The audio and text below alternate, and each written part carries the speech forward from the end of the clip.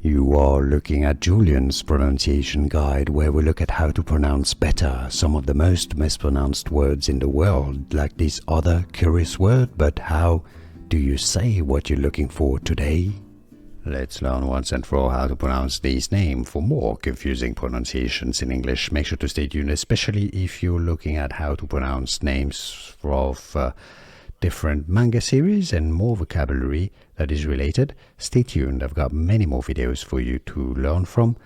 It's pronounced Viz, Viz, it's a short E sound. Viz, easy once you know Viz, and now you know. Here are more videos on how to pronounce more confusing words and names too many mispronounced. Like this video if you found it useful. I appreciate your support. I'll see you soon and thanks for watching.